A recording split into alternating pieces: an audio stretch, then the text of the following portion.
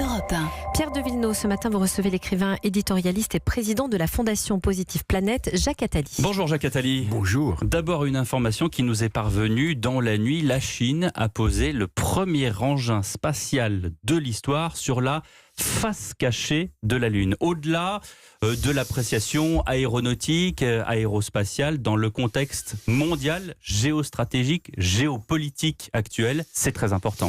Je vous remercie de commencer par ça, parce que c'est en effet le sujet qui devrait faire les titres de tous les journaux, radios, télévisés, écrits aujourd'hui. Il y a même deux titres, deux nouvelles venues de Chine. L'une qui est passée relativement inaperçue, et celle-là. Je commence par celle que vous venez de citer, puis je rappellerai l'autre, dont on a, à mon avis, pas du tout assez parlé. La Chine est devenue évidemment une très grande puissance. Elle est en train de devenir une très grande puissance spatiale. Elle vient de réussir un exploit extraordinaire qui montre vraiment que 2019, c'est l'année de l'affrontement entre les États-Unis et la Chine. Et évidemment, l'Europe en est pour l'instant totalement absente, d'où l'importance des élections européennes et du destin de notre continent. Si nous continuons à nous déchirer, à nous couper en morceaux, à ne pas exister industriellement, à n'être rien, bien notre déclin est assuré. Alors que potentiellement, nous avons tous les moyens d'être très importants. La deuxième nouvelle qui est passée complètement inaperçue, c'est un discours très important qu'a fait le président chinois avant-hier, Xi Jinping, dans lequel il a rappelé que une des raisons principales de son élection première, de son mandat, une des raisons pour lesquelles l'ensemble de l'appareil politique chinois l'a choisi comme président, c'est de réaliser la réunification avec Taïwan. Et c'est pas du tout anecdotique. Il l'a redit, cette fois-ci plus fort, parce qu'il est à commencement d'un deuxième mandat. Et cette réunification avec Taïwan, il a même été jusqu'à dire qu'il était prêt à aller jusqu'à la guerre pour cela. Oui. C'est-à-dire récupérer Taïwan, tout simplement. Récupérer Taïwan. Alors c'est assez ambigu, Taïwan est indépendant, tout en n'étant pas indépendant. Il y a plein d'industries à Taipei. Il y a plein d'industries, mais Taipei ou Taïwan, l'île est Taipei dans la ville principale, est le premier investisseur en Chine continentale. Donc les relations sont extrêmement intenses, mais jamais la Chine n'acceptera l'indépendance de cette île. Et le mandat de ce président chinois est d'abord pour cela. Les conséquences géostratégiques sont immenses parce que dans la région, tout se joue. La mer de Chine est la mer où va se jouer une grande partie de la géopolitique du début du XXIe siècle avec le Japon, la Corée du Sud, la Corée du Nord, la Chine et les troupes américaines qui sont présentes pour des raisons d'alliance qui peuvent entraîner des conséquences considérables. Jacques Attali, et nous dans tout ça, avec ces nouvelles que vous venez donner, la France, dans le contexte social qu'on connaît depuis des semaines, comment on fait pour affronter le monde et la Chine en 2019 ? D'abord, il faut regarder les enjeux. Nous avons évidemment des enjeux sociaux très importants à régler, très importants. Oui, mais comment ?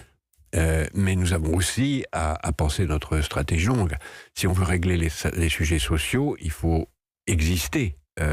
Géostratégiquement, il faut continuer à être une grande puissance et il faut débattre de ce grand sujet national. Est-ce qu'on peut être une grande puissance tout seul ou est-ce qu'on peut être une grande puissance qu'en étant ensemble avec nos voisins européens ? C'est à mon avis la grande question de 2019. Mais en débattre comment ? Dans la grande concertation que lance Emmanuel Macron maintenant, ça devrait en faire partie. Je vous rappelle qu'il y a des élections européennes au mois de mai. Bien sûr. Donc c'est là où il faut en débattre. Et les élections, j'espère qu'on va en parler dès maintenant, parce que c'est en effet un grand sujet qui mérite d'en débattre calmement. Moi, je suis pour la constitution d'un espace démocratique, politique, militaire, européen puissant et industriel. Mais l'Europe de la défense, ça existe déjà. Non, si ça existait, ça se saurait. Il y a l'idée, ça existe sur le papier. Voilà, il y a l'idée d'en faire une, mais les États-Unis ont des moyens d'une politique industrielle par la défense. Nous ne l'avons pas. Nous n'avons rien, tout le monde le sait, en intelligence artificielle. Nous n'avons rien, tout le monde le sait, dans les grands sujets d'après-demain. Par exemple, le biomimétisme ou la biogénétique. Seule, à mon avis, l'Europe est capable d'être à cette hauteur. Si nous ne le faisons pas, on pourra toujours parler de... Mais en attendant, il faut faire le ménage chez nous. Et vous ne m'avez pas répondu, Jacques Attali, dans le contexte social actuel, comment on fait pour le régler, ce contexte social ? Non, mais régler le contexte social exige de la justice sociale et c'est du temps long. Ça ne peut pas se régler en 3 minutes et demie. Ça ne peut pas se régler en 3 minutes et demie. Je pense qu'il faut maintenant se préoccuper de créer les conditions d'années devant nous qui se permettent de régler à la fois les grands enjeux sociaux dont vous voulez que je parle, et aussi les grands enjeux géostratégiques sans lesquels les enjeux sociaux n'existeront pas. Mais ça veut dire que les Français doivent être patients pour tout cela. Mais bien sûr. Et ça, c'est difficile à entendre pour ceux qui on les entend. Tout ne se règle pas d'un trait de plume. Il faut évidemment d'abord plus de justice sociale, mais il faut respecter l'état de droit et il faut bien se rendre compte qu'on ne réglera les grands enjeux que par l'éducation, la formation à l'école maternelle, la formation à l'école primaire, la formation permanente. Une grande partie de ceux qui ont manifesté, pour la plupart d'entre eux à très juste titre, et pour la plupart d'entre eux pour des raisons tout à fait respectables, irait beaucoup mieux si la formation permanente, en particulier la formation des adultes, était beaucoup plus grande et mieux utilisée, en particulier utilisée pour ceux qui en ont besoin. Donc, on ne peut pas régler d'un coup de baguette magique tout ce qui mériterait d'énormes efforts en matière de formation qui n'ont pas été faits pendant 30 ans et dont on paye le prix aujourd'hui. Et dont on paye le prix aujourd'hui. Et la France, et c'est paradoxal, vient de passer devant la Grande-Bretagne en termes de puissance mondiale, et la France est conduite avec un président affaibli, avec les affaires qu'on connaît depuis ces derniers jours. Je ne suis pas un expert de ces sujets, donc je n'en parlerai pas.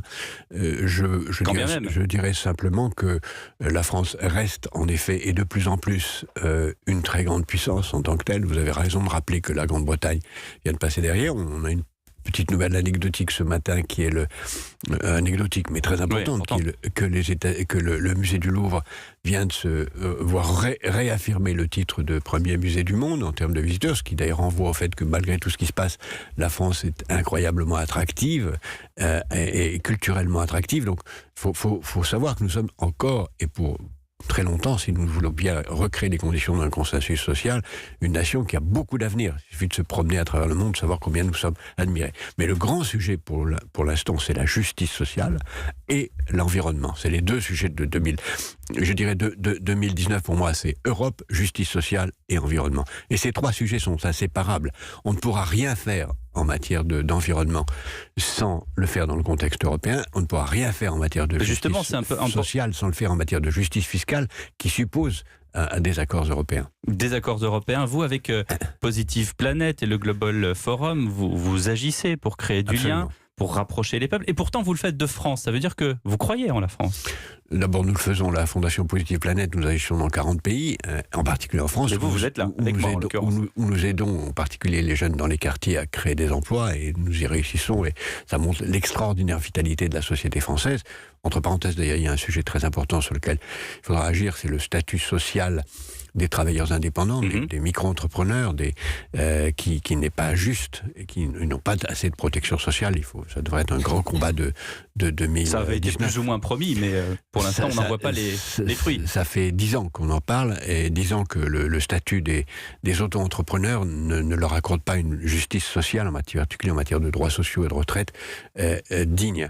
Donc ça fait partie des enjeux. Plus généralement, le vrai enjeu, c'est de créer les conditions pour que chacun puisse préparer l'avenir. La Fondation Positive Planète travaille dans l'intérêt des générations suivantes, ce qui veut dire travailler pour que les gens puissent préparer leur avenir socialement et écologiquement. Merci beaucoup, Jacques Attali, d'avoir été avec nous en direct ce matin sur Europe 1.